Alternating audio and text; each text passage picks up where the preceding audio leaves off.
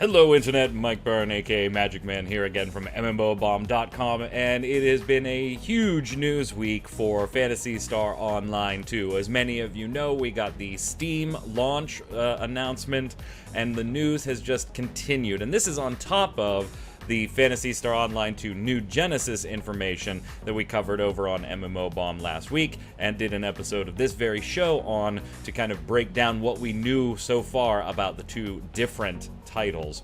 But today I want to kind of take you through all of the latest here, because in addition to Steam, we're going to be getting episode 4 in August. All of this information is available, and it's a little simplistic to just say we're getting episode 4 in Phantasy Star Online 2. So first, let's take you through the Steam side of things. If you didn't know for some reason, Phantasy Star Online will be coming to Steam on August 5th. And that is great news for any of us, including myself, that have just had problem after problem after problem with the Microsoft Store version of the game. Hopefully, many of those will be alleviated through the Steam client version instead. I personally actually stopped playing on the PC a few weeks ago when an update borked everything through the Microsoft Store, and even with the help of PSO2 Tweaker, huge kudos to that team, was not able to get it. So I've been continuing to just play on the Xbox One. I'm looking forward to now getting back there on the PC when the Steam launch happens. Also, with that launch, and some reports initially had this at 36 countries, it's actually 35 regions. There's a small difference between those two, but the game will be launching on Steam in 35 regions, and forgive me for giving you the list, but I know you'll probably want to know if you're in one of these countries. The completed list of regions is Argentina, Australia, Austria, Brazil, Canada, Chile, Colombia, the Czech Republic, Denmark, England, Finland, France, Germany, Greece, Hong Kong, Hungary, India, Ireland, Israel, Italy, Mexico, New Zealand, Norway, Poland, Portugal, Russia, Singapore, Slovakia, South Africa, Spain, Sweden, Switzerland, Thailand, Turkey, and the United States. Sorry, ran out of wind there. So that will be the Steam launch on August 5th in those 35 regions.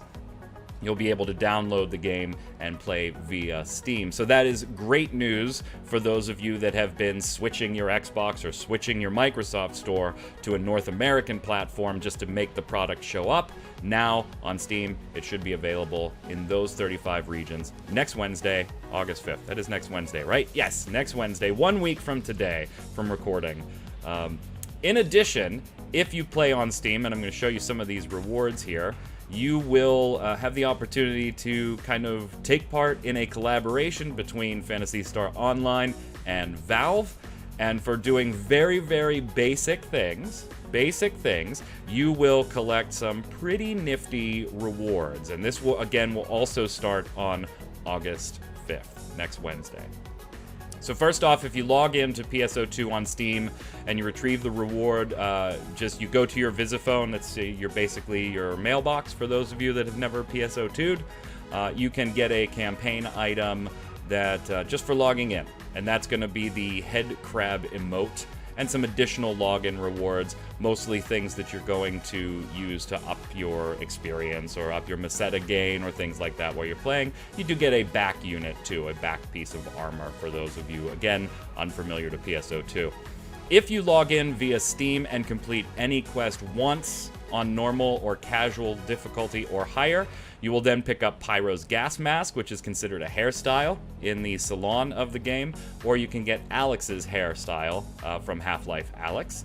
Continuing, if you log in on Steam and complete any quest twice on hard or hardcore difficulty or higher, you're going to pick up the evolution device Wheatley to make your mag look like Wheatley, and 3 different weapon skins, the crowbar, the TF2 minigun, and the Left 4 Dead frying pan. Even more rewards, we keep going here. If you log into PSO2 on Steam and complete any quest 3 times, 3 times now on very hard difficulty or higher. You'll get the HEV suit. This is a male-only outfit designed from Half-Life 2. And then the final reward, if you log in on Steam and complete any quest 4 times on super hard difficulty or higher, you'll get the Alex replica outfit, and this is for female characters.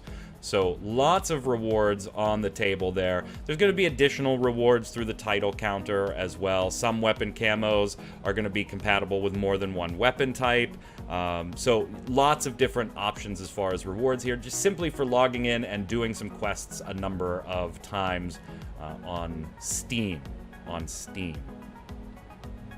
In addition to the Steam launch next week, coinciding with that, we will be getting episode 4 here in the West. Now again, the Japanese servers, they are on episode 6, so this is part of the catch-up that we'll be doing over the course of the rest of this year to get us caught up to episode 6, and then roll into 2021, looking forward to the new Genesis launch. And it's very easy to say that, oh yeah, episode 4, there's new story content, right? Great, there's some new story quests. For those of you that aren't familiar with doing story in PSO2, the story parts are not terribly engaging as far as you actually doing things. A lot of it is watching cutscenes, and then there's occasionally different missions or battles in there to do, so it's not totally devoid of interactivity, but predominantly it's a lot of cutscenes with a few smattering pieces of adventure in there. So maybe you're not that excited. Okay, great, there's just more story content. There's actually a lot coming with this particular update, not the least of which is the global access for a bunch of other countries, which we have been waiting for a while. But to go over some of the big ones here, your player level cap will be increasing to 80. Currently it's 75, so even your max level characters will now have some more work to do, or your max level classes will have some more work to do. If you've got them all up to 75 already, you've got 5 more levels that you have to burn across the board at this point. Photon art and technique levels have been increased to 17. So when you pick up those discs in the game and you see ability A at level 10 and you learn that, and you find a disc for level 13 and you learn that, the level will increase to 17, which means the effects get more powerful. New skills for players will be available from level 76 through 80. So some of the things that you may have seen missing from talent trees for various classes when you compare our current version to the Japanese version, some of those will start to fill in. Again, we won't be quite caught up because the level cap is higher than 80 in Japan, but this will start the process. And here's a big one for those of you that have been waiting for it. The Battle Arena, or the PvP for the game, will be added. Now, presumably, we don't have a lot of information on exactly what they're going to be adding in the Battle Arena. My guess is that it will probably be the introduction of not only the Battle Arena, but we'll probably get the Battle Scratch, which is the scratch-off AC cards, or the fun cards that you can get rewards from.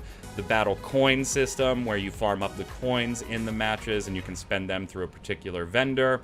And PvP will probably, again, this is just a personal guess, but the Battle Arena itself is 6v6 matches, and there are 2 types, I believe, or at least initially there were 2 types. There's a ranked mode, and then there is a password mode, so you can go in and queue for a ranked, or you can password it and just have friends go in to play against each other. And this would be probably the emblem matchup. Again, just a guess, this is all we have, is the PvP is coming via the Battle Arena. But if we're going by the Japanese, it'll probably be the emblem competition, where you're trying to gather emblems on the field or take out the opponents. So look forward to that if you're a PvP fan. You will also get a PSO2 friend list separate from your Xbox Live friend list. Finally, that's something that needed to happen. Character slot maximums are increasing to 20. New ARCS missions in addition to the new Episode 4 story content. The universal ship for Battle Arena and Challenge quests, that kind of comes with the whole Battle Arena so that you can queue up. Obviously, we're going to get new seasonal events, the new Season 6 mission pass, the new areas to explore as part of the Episode 4 content. So we'll be headed to Earth, so we'll get new zones to explore there. And then throughout the time, we'll have the different seasonal quests, new titles, new quest types that will come out over the following weeks in different updates. So very, very exciting news. Bonus quests for huge XP, Meseta, material items. I'm sure everybody's is super excited to be going to Tokyo and everything. As far as alliances, they'll actually be able to get new alliance headquarters, so they could do Tokyo or the battleship or the lunar surface. So lots and lots and lots of stuff coming, and this is just 1 week from today. By the way, wait, there's more. We've got crafting finally coming to the game. Right now we have a gathering in the game via harvesting and fishing, but mainly that's been relegated to use for either daily orders to collect Meseta and experience rewards, or just to knock out a daily order real quick, or harvesting materials for your ring upgrades, your left and right ring upgrades. But now the crafting system does come into the game, so you'll be able to customize armor, techniques, photon arts, and that'll be all via your personal terminal or from your personal quarters in your little room, your little mini room, your housing, right? You'll be able to do equipment extension on units. This allows you kind of to rewrite what's there. You can customize some ability, speed, and potency of different photon arts, of different techniques, add timed abilities, dismantle unwanted items to get materials. There will be daily crafting orders and crafting orders from other operatives. So there's a ton of stuff there. Obviously, we're getting Earth, as I mentioned, so you'll have Tokyo and Las Vegas to explore, and tons of rewards going on there. Currency-wise, we'll be switching up to the Rising Weapons Badge 3. Right now, we've been running 1 and 2. Hopefully, you got a ton of 2 to kind of jump and catch up your gear via the Independence Day event that was just running a few weeks ago. And some new weapons, some Star 13 items. A new collections folder, so if you're playing catch-up to the game, maybe you're not going to start until it launches on Steam. You can pop a collections folder once you've completed the tutorial for that and start working towards some Star 13 weapons right off the bat to kind of help catch up to your friends. And then obviously a ton of new stories. So obviously it's a ton of exciting news for PSO2 fans, for PSO2 fans in areas that weren't previously able to play the game, and for PSO2 existing players that have a ton of content to jump into as we continue catching up throughout the year. But I want to know how you feel about it. Is going to Steam going to let you check the game out? Were you not interested in it before and now you're a little interested in it? Or are you going to hang on for New Genesis, which is another consideration on the table for PSO2 fans right now, and maybe jump in then? So there's a lot to talk about on the PSO2 front, and I want to know your thoughts in the comments below. Let me know. Until next time, gang, stay safe. We'll see you on the server.